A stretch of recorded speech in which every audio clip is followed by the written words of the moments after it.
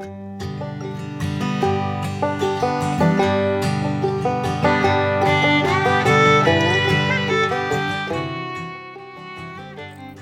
वालेकुम स्टूडेंट्स, आइए हम अपना नेक्स्ट लेक्चर जो है वो स्टार्ट करते हैं। जो है बी, कैपिटल बी, और इसको लिखने का तरीका मैं आपको बताता हूँ। तो जो मेन बात ये है कि इसके अंदर एक शेप है बी की, उसकी वजह भी मैं बताऊँगा कि एक शेप क्यों है। तो चलिए स्टार्ट करते हैं। सबसे पहले आपने नॉट लगा देना है सेम ए की तरह, और इसको फिर एंगल के अंदर एक लाइन लगानी है सेम उसी ए की तरह। यहाँ से आपको अंदर की तरफ कर्व करना है और यहाँ से आपको बाहर की तरफ कर्व करना है, ठीक है। तो वो नेक्स्ट इस पे ये है कि आपने इस तरह कर्व करना है इसको, और ये हिस्सा छोटा होगा टॉप वाला, और हल्का सा नॉट लगा के ये हिस्सा बाहर की तरफ, और ये यहाँ से इसको कर्व कर देना। ये आपका है कैपिटल बी।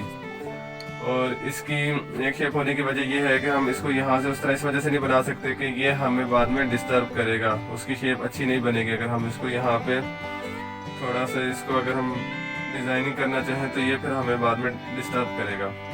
इसकी जो खूबसूरती का राज है वो यहाँ पर है, तो फिर बाद में इतना अच्छा नहीं लगेगा। अगर हम इसको भी यहाँ से इस तरीके से बनाएंगे तो ये इतना अच्छा नहीं लगेगा। बॉल बी को लिखने के दो तरीके हैं। तो पहला तो ये है कि सेम ऊपर वाली 3 लाइन्स के अंदर आएगा स्मॉल बी, और चलिए इसको कंटिन्यू करते हैं। इसके भी लिखने के दो तरीके हैं, ठीक है। पहले तो आप ये है कि एंगल के अंदर आ जाए, और सेम जितना हमने स्टैंडर्ड ए को दिया था इतनी स्टैंडर्ड इसको देना। तो इसके ये जो है कर्व, या इसको कह लें ओ टाइप जो बनता है, ये 2 लाइन्स पर आता है, सेकंड और थर्ड पर, ठीक है।